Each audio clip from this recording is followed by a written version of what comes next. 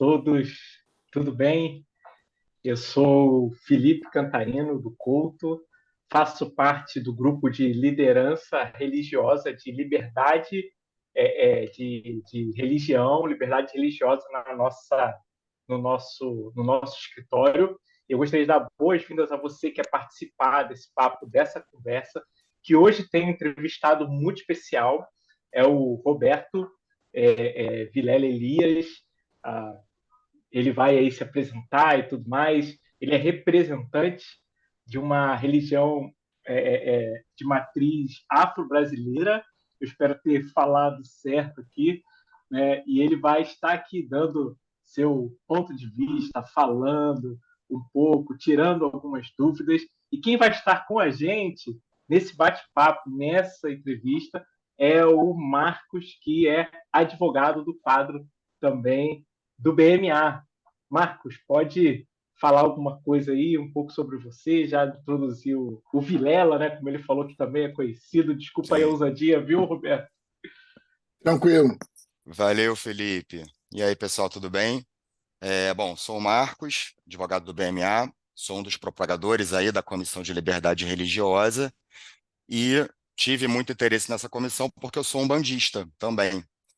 E conheci o Roberto na mesma casa de umbanda que eu frequento e já tive a oportunidade de ouvir uma fala dele lá, enfim, algumas vezes, e, enfim, foi super elucidativo, bem educativo, um cara, assim, que tem um alto nível de conhecimento, é um estudioso, um pesquisador da área, então, assim, vai ter toda a propriedade para falar, e em todas as reuniões que a gente teve da comissão, sempre foi um tema de grande interesse, assim, de todos, né? Todo mundo sempre quis saber mais, enfim, ter aspectos educativos mesmo, né? Enfim, sobre o tema. Então, assim, a gente pensou nessa entrevista, acho que vai ser super legal. Acho que melhor do que eu apresentar, é o Roberto falar dele aí, enfim. Olá, Felipe. Olá, Marcos. Eu sou Roberto Vilela Elias. Minha formação original é em Sociologia, tenho mestrado e doutorado em Comunicação Social pela UERJ, e desde 2012 eu sou um dos fundadores e pesquisador do Laboratório de Comunicação Cidade e Consumo, que é um laboratório de pesquisa da UERJ, o Campo de Ciências Humanas, que se dedica a estudar a cidade, suas sociabilidades, diversidade e cultura popular. Então, nesse contexto, é um campo, né, uma bacia semântica bastante frutífera para discutir a liberdade religiosa e as religiões de matriz africana, bem como alguns mega-eventos caros à cidade do Rio de Janeiro, também a essas religiões, como o Carnaval, o Réveillon e outras datas mais que a gente pesquisa no contexto lá do Lacon. E sou professor da Faculdade de Comunicação Social da UERJ atualmente. Roberto, novamente agradecendo aqui, né, a sua participação, o seu, o seu, o seu desejo de estar aqui também. Olha, muito feliz nós ficamos, porque, como nós dissemos aqui, esse grupo de tolerância religiosa tem a intenção de fazer mesmo um contraponto nesse espectro que nós temos de intolerância no mundo, né? Então, esse bate-papo, essa conversa, eu acho que é muito saudável e vai nos ajudar muito, né? Dentro disso, Roberto, eu queria entender de você, né? Se as religiões afro-brasileiras elas já vieram formadas, como nós vemos hoje, do continente africano, né? E quais são as de maior representatividade? Olha, gente, no caso do Brasil, né, as religiões afro-brasileiras, como são colocadas, são o candomblé e a umbanda, né? Ambas nascem no Brasil, né? O candomblé tem uma ligação mais forte com a questão da africanidade pelo culto aos orixás. Isso sim, isso vem de África. O culto aos orixás vem de África. Só que em África, esse culto aos orixás ele acontece de maneiras distintas a depender da localidade, né? Então, Angola, Congo, Nigéria, né? Você vai ter aí os troncos étnicos como Banto, Queto, Jeje, Nagô e tal, né? Então, em África, esse culto aos orixás ele acontece e acontecia a depender da região, né? ele tinha um padrão, uma estética ritualística. Acontece o quê? Durante a expansão colonial, né, e a captura desses escravos em África e a chegada deles aqui no Brasil à força, eles são misturados aqui, independentemente de sua origem étnica, como se todos fossem negros ou pretos de igual maneira. E aí esses caras aqui, né, escravizados nesse perrengue todo, para não deixar a sua cultura morrer, né, qual vai ser a questão que vai surgir? Olha, se eu quiser manter o meu culto exatamente igual que era na aldeia onde eu venho, do local onde eu venho, a coisa vai morrer. Agora, se eu acabar juntando aqui o meu com o dele, com o dele, com o dele, já que todos cultuam os orixás, talvez a coisa aconteça de uma maneira mais producente para o momento vivido. Então, é desse mix, né, de culto aos orixás que nasce o candomblé. E, para quem não sabe, né, orixá são divindades africanas que representam forças da natureza. No panteão africano há mais de 300 orixás, né? Mas aqui no Brasil não se cultua todos esses orixás, em especial na Umbanda. Né? Falando agora um pouco da Umbanda, a Umbanda é uma religião que nasce aqui também, só que ela é mais sincrética do que o candomblé, porque, além do culto aos orixás, ela também vai trazer influências do catolicismo, do kardecismo e das pagelanças ameríndias que havia aqui, e que até hoje há, como o catimbó, a Jurema Sagrada. Né? Então, desse mix, né, bem múltiplo de religiosidades distintas, é que nasce a Umbanda. Inicialmente como as macumbas cariocas, lá no final do XIX, né, e no começo do século XX, o Zélio Fernandino de Moraes, ele é tido como anunciador da Umbanda, né, porque é a partir dele que a Umbanda ganha a estética ritualística que tem hoje e também esse compromisso com a caridade, né, porque não é algo que exatamente existe no candomblé. Né, essa coisa da caridade é algo que vai se colocar muito fortemente a partir do Zélio, ali no começo do século XX. Então, seria basicamente isso aí. Demais, assim, tem até uma curiosidade, na verdade a Umbanda, ela não só, assim como o candomblé é brasileira, né, Sim, guarda essa origem, essa matriz, né, como se fala, né, africana, mas a sim. Umbanda em específico ela é niteroense, né, gonçalense, não é isso? Gonçalense, Gonçalense, 1908, o Caboclo das Sete Encruzilhadas, que era uma entidade que o Zélio manifestava, né? Ele vai a uma reunião na Federação Espírita de Niterói, que à época tinha uma reserva muito grande para esse tipo de manifestação, que fugia um padrão eurocêntrico, assim, né? Então, naquela mesa kardecista ali, naquela mesa espírita, quando o Zélio manifesta essa entidade, olham para ele com certo desdém, e aí o caboclo fala que no dia seguinte, no tal endereço lá em São Gonçalo, ele estaria com a casa aberta para receber as pessoas que o procurassem e ajudá-las como ele pudesse. E aí, desse mito fundante, né, dessa anunciação, nasce a Umbanda, efetivamente falando. sim, Em 1908, e em oito, Neves, para ser exato. Parece que a casa que ele ocupava era em Neves, que ali é meio fronteira entre o Barreto, que ainda é Niterói, né, e São São Gonçalo. Gonçalo, Neves já é São Gonçalo. muito legal. E, Roberto, como é que, assim, você enxerga a receptividade, né, do Brasil, assim, como é que são vistas essas religiões aqui? Olha, Marcos, o preconceito ele existe, né? Eu costumo dizer que algo muito peculiar do racismo à brasileira, ele, estou pegando aqui como um fator relativizante para poder comparar com, por exemplo, o racismo norte-americano, que passa efetivamente pela aniquilação dos corpos pretos, né? Aqui no Brasil, o racismo a brasileira ele vai pegar muito uma questão ligada a você deslegitimar manifestações culturais não brancas. Acho que talvez esse seja uma das mais cruéis facetas do nosso racismo. E é justamente aí que entra a questão religiosa, porque desde sempre, desde lá de trás, né, até os escravizados serem obrigados a camuflar os seus rituais, os seus cultos com os santos católicos, né, não ter os atabaques, né, que isso é uma outra questão também muito forte, né? Por exemplo,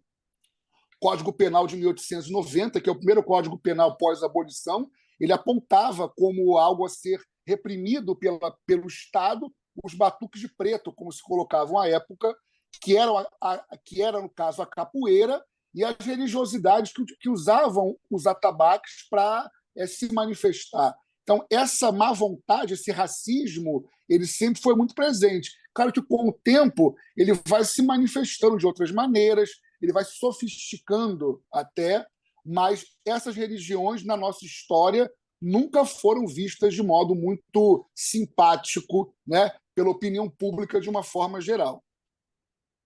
Tá bom, obrigado. Acho que esclareceu super bem, assim. Em termos, assim, de adeptos, assim, é hoje muito representativo. Você percebe um crescimento ou um decréscimo, assim, né, de fiéis, vamos dizer assim. Então, Marcos, isso é uma questão complicada de se falar, porque no Brasil religião é autodeclaração.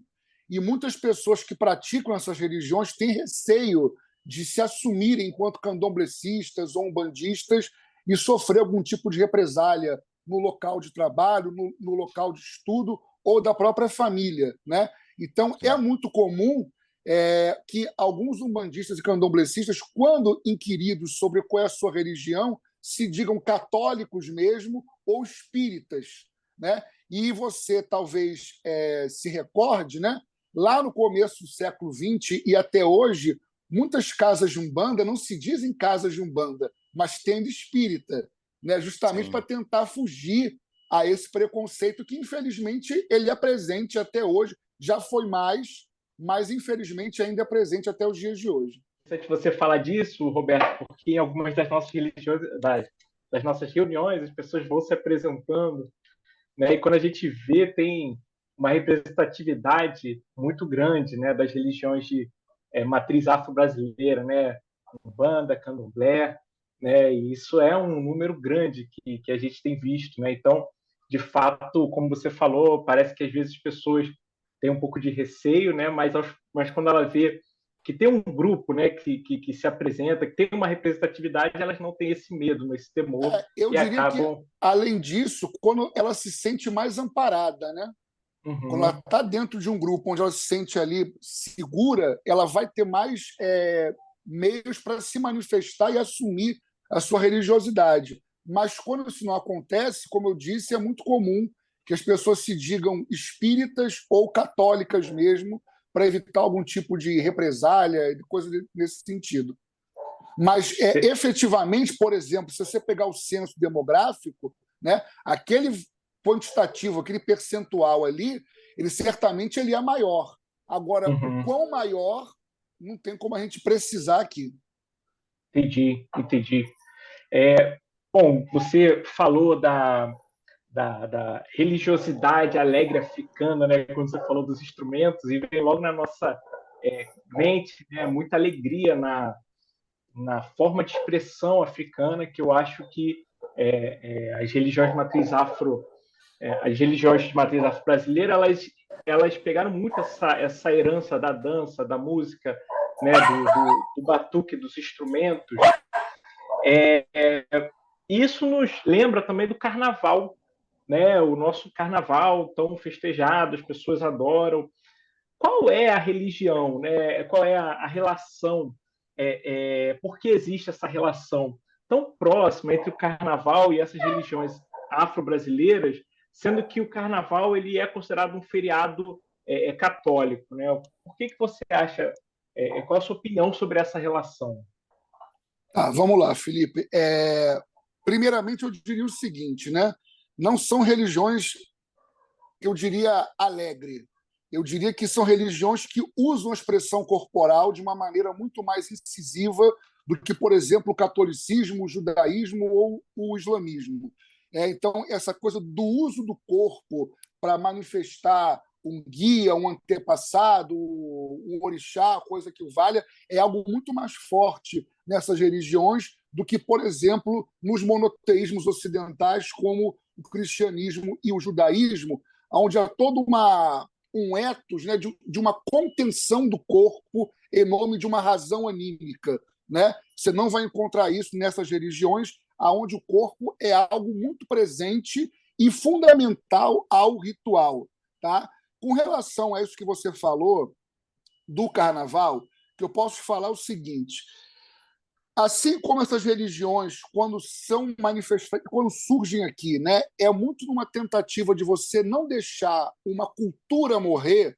O mesmo acontece com o carnaval. Então, as escolas de samba, quando começam a surgir, elas tinham um viés também, tanto quanto pedagógico, né, de perpetuar essas culturas. E a questão do samba, em especial, eu diria que essa é a principal questão. A associação do carnaval carioca é a associação com o samba. E por estar associado com o samba, por conseguinte, vem essa religiosidade afro-brasileira, como o candomblé e a umbanda, porque os atabaques são uma coisa fundamental em ambas. Tá? É uma coisa que eu não falei, mas retomo aqui, é o seguinte: a umbanda cultua a ancestralidade e o candomblé cultua os orixás. E para cultuar essa ancestralidade, um dos elementos que a umbanda usa para suscitar o transe mediúnico e a conexão com esses eguns, com esses ancestrais, esses guias manifestados, é o som dos atabaques. Ele é um dos fatores, né, que, teoricamente, suscitaria essa conexão com os guias. Né?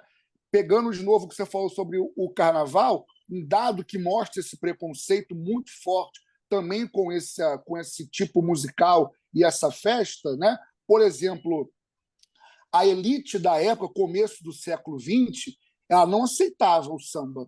O samba não tocava nas rodas do High Society. Quem começa a abrir, dos anos 50 em diante, espaço na elite local para esse tipo de musicalidade é a bossa nova, que é um samba sem batuque. Né? É ali aquela coisa do violão com a pegada de jazz e tal, mas não tem batuque, porque o batuque ele era associado à questão africana. Então isso não pode, isso não presta. Né? Então o carnaval ele vai vir nessa esteira. Né? O samba é um tipo musical de origem africana, né? E o carnaval, apesar de ser uma data católica, né, com as escolas de samba e toda essa ligação com comunidades de ex-escravizados, né, e essas religiosidades, é uma química que pegou muito e até hoje ela existe com força. Você pode notar que muitas escolas de samba elas usam, né, temáticas de orixás, de temas ligados a essas religiões, né, Preto Velho, Caboclo, a Grande Rio em 2022 com o enredo sobre Exu. Né? Então, essa ligação ela sempre foi muito forte entre o carnaval e as religiões de matriz africana. Um outro fator que a gente pode colocar aqui, que também tem uma ligação muito íntima com as religiões africanas, e a Umbanda em especial, é o Réveillon. Né? Isso é pouco comentado, mas toda essa ritualística de passar o Réveillon na praia, de pular 7 ondinhas, jogar flores brancas ao mar, de acender uma vela, tudo isso está ligado... De vestir de branco também, né, Roberto? Isso, vestir de branco, inclusive. Tudo isso está ligado aos rituais a Iemanjá. E há que se dizer que isso surge em um contexto de perseguição, né? Porque no começo do século XX, em especial durante o Estado Novo, a ditadura Vargas, talvez tenha sido o pior momento de perseguição a essas religiões, aonde o próprio Estado, né, fazia esse papel de recriminar e de perseguir. Então, no Rio de Janeiro, havia um pai de santo muito famoso, né, que também era uma figura bastante eloquente no carnaval, seu Tancredo da Silva Pinto, que é um dos fundadores da Estácio de Sá, a escola Estácio de Sá. Também é o autor de um samba famoso chamado O General da Banda, é de autoria dele. Esse cara ele era muito ligado a Umbanda Molocô, que é uma Umbanda mais africanizada, mais traçada com o candomblé. Esse cara ele vai ter uma sacada que, à época, penso eu, foi assim, olha, se não for isso, não tem mais como ser mais nada, entendeu? Em meio a essa perseguição toda que havia, e havia mesmo, né, para vocês terem uma noção, havia leis que obrigavam, ali do começo dos anos 40, que os terreiros de candomblé ou de umbanda fossem às delegacias, né, às chefaturas de polícia à época, para pedir uma autorização. Se naquele dia ou que eles almejavam realizar o ritual, se poderiam fazê-lo. Caso contrário, corriam risco de uma batida policial, né, pouco carinhosa durante o próprio ritual. Era muito comum, inclusive, pais e mães de santos serem presos, né? E um dado interessante também que ilustra a minha fala é que até 2020 o maior acervo de arte afro-religiosa não estava nos terreiros de candomblé do Rio ou de Salvador, mas no depósito da PM aqui na Rua da Relação. E só esses grupos, né, religiosos só conseguem reaver esse material em 2020. E para quem quiser visitar, isso hoje está no Palácio do Catete, ali no o Museu ali, da República, que se chama. Né? Esse material está ali desde 2020. Então, o Tata Tancredo, como era conhecido, ele começa a convocar os umbandistas, em especial, que fazem essa ligação entre Iemanjá e o Réveillon, que fossem para Copacabana realizar esse culto no 31 de dezembro. Por quê? Que Copacabana, né, ela ganha toda essa importância ali a partir dos anos 20, quando o Copacabana Palace é inaugurado, e há todo um influxo, né, de uma cartografia urbana da cidade, onde Copacabana passa a ser o epicentro dessa cartografia. Então, tudo que acontecia em Copacabana tinha uma reverberação muito maior. A elite local passa a querer buscar vida à beira-mar, os edifícios ali, e ele fala, então vão para lá, né? Já que estão perseguindo a gente, vão buscar os holofotes. Então, dos anos 50 em diante, ele passa a convocar os umbandistas que fossem a Copacabana cultuar Iemanjá, e dali em diante a coisa começa a ganhar um vulto gigantesco, e os próprios jornais da época que recriminavam assim veementemente esses rituais, do final dos anos 60 em diante, passam a noticiar isso aí com ares quase que poéticos, Noite de Iemanjá, entendeu? E nos anos 70 em diante, efetivamente, o principal Réveillon do Rio de Janeiro passa a ser o de Copacabana, que até tanto tinha um Réveillon carnavalesco na Cinelândia, era muito concorrido, né? Mas dos anos 70 em diante, a festa em Copacabana ela toma essa dianteira e até hoje o é. Hoje, como danças, né? Até depois posso comentar sobre isso, se for o caso, né? Mas hoje, por exemplo, você não tem essa presença tão forte da Umbanda ou do Candomblé no 31 de dezembro em Copacabana. Você vai ter ali uma pessoa ou outra colocando uma oferenda. Então, agora, os terreiros ali em massa, né? Tocando, trabalhando e tal, você não tem mais isso daí hoje. Mas ainda é uma presença marcante, né? Claro que não deve ser como antes, mas eu, quando era criança, né, eu lembro, eu ia muito para praia, né? E a gente via bastante, né? Eu fiquei anos indo mesmo na praia no Réveillon. E eu acho que é uma coisa que você só percebe indo em loco, né? E a maior, talvez, herança disso seja mesmo a moda de usar branco, né? Que hoje ultrapassa a religiosidade até, né? Usar branco e ir para a praia, né? Porque essa coisa de você ir passar o Réveillon na praia também vem a reboque disso daí, porque até então não era você pesquisar começo do século XX ali, até nos 30, 40, o que bombava eram os Réveillons nos clubes, os bailes de carnaval nos clubes. Dos anos 50 em diante que começa a acontecer essa migração do Réveillon indoor, vamos assim dizer, para o Réveillon praiano. Legal. E tirando o Carnaval e Réveillon, que são intensamente aí ligados a religiões de matriz africana, você teria assim, outros exemplos de datas, de festividades que estejam assim tão intensamente ligadas?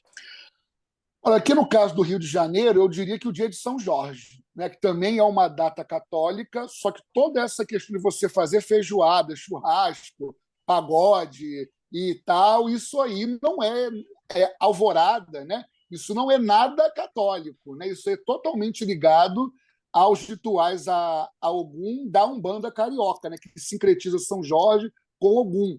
Então, esse modo de se vivenciar o dia de São Jorge, isso aí está ligado à Umbanda, e é um santo que foi alçado ao status de padroeiro, né, junto com São Sebastião, devido a essa devoção tão grande que há, até mesmo de quem não é umbandista, nem sabe o que é isso, né?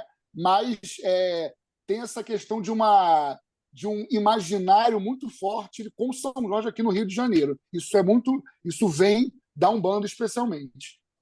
Realmente impressionante, é muito notável, né? Assim, São Jorge, acho que é padroeiro da Inglaterra, salvo engano. Eu acho que é Ou do Escócia, Reino uma coisa Unido, assim, Reino Unido. Isso, exato. E eu já tive a oportunidade, esse ano eu fui na festa de São Jorge em Quintino. Então, assim, acordei, sei lá, 2 horas da manhã, 3 horas eu estava lá, e eu fiquei, foi a primeira vez, né? Nunca tinha ido, mas assim, eu fiquei impressionado com a quantidade, é um mar de pessoas, É assim. muita gente. É muita gente e é muito bonito, porque acho que assim, todo carioca apaixonado pelo Rio de Janeiro deveria ir pelo menos uma vez. Porque eu acho que aquilo ali é a síntese do que é o Rio de Janeiro mesmo, assim, para além até da religião. Porque vira uma grande festa, assim, na alvorada, né? Quer dizer, no alvorecer do dia, você ter essa mistura, né? Num dia que se comemora um santo católico, festividades acontecendo dentro de igrejas e povos de terreiro e adeptos ou simpatizantes aí à religião, frequentando também em massa, todo mundo de vermelho, com suas guias, com suas espadas de São Jorge, né? Então, assim, é muito interessante, muito bonito como mistura. No passado, Marcos, havia a Festa do Divino, que acontecia aqui no Campo de Santana, na Praça da República, chamamos de Praça da República. Era uma festa que a Irmandade de Santana fazia, e essa festa era algo comparável ao que é o dia de São Jorge hoje. Você tinha ali cigana na mão do povo, jogos de capoeira, bebedeira e tal. Algo muito semelhante ao que acontece com São Jorge, e não à toa também tem uma igreja dele no Campo de Santana, também congrega um público muito grande também. A de Quintino, ela é mais conhecida, né? Mas essa aqui também enche bastante aqui no centro da cidade. 2025 estarei lá para conhecer o outro. É isso aí. Maravilha, sim, excelente papo, barra aula, né, barra leitura, assim, me sentir realmente recebendo uma fonte de conhecimento aí, foi muito legal o Obrigado. bate-papo. Qualquer coisa que vocês precisarem, estamos à disposição, é só avisar. Maravilha. Tá bom, de fato, o Roberto parece que a cada pergunta ele tem muito mais a falar do que ele fala, né? Ele se segura, ele bota ali né? Realmente ele bota ali a represa e fala, não, eu vou até aqui, né? Mas cada ponto dá um podcast, né? Um episódio desse aqui. E muito bom, Roberto. Obrigado aí pela sua participação. Obrigado a vocês. Obrigado, Marcos. Eu aprendi muito, né? Eu posso falar que eu aprendi muito e agradecer muito. Agradecer aí. Felipe, eu posso te dar um toque construtivo de amigo? Pode. É religião de matriz africana, religião afro-brasileira de matriz africana. Não é de matriz afro-brasileira. Obrigado mesmo. Obrigado aí. Desculpa, viu? Nada, só. Estou caminhando em águas. Um toque instrutivo, não estou criticando, não, pelo amor de Deus. Estou caminhando em águas desconhecidas, então eu sabia que eu ia derrapar em alguma coisa. Não, né? É zero ofensivo também, não é nada, mas assim, é só realmente, ela é brasileira, traçada, né, com todas as influências que vieram de África, que efetivamente constitui a matriz, né? Mas ela é nascida aqui, criada aqui. É interessante. Olha só que interessante, viu? Poxa, obrigado aí pelo toque, pela instrução, né? Um mestre está sempre instruindo, né? Sim, isso é da vocação dele, né? E eu agradeço muito, Roberto, muito mesmo, agradeço muito, Marcos. E tá aí, eu fecho aqui, né, com essa instrução final, né? Muito bom, muito obrigado a todos. E olha, muito bom, espero que você aproveite, veja mais uma vez, porque tem muito conteúdo aqui. É isso aí, gente. Tchau. Ótimo. Um abraço, pessoal. Falou, tchau, tchau. Tchau.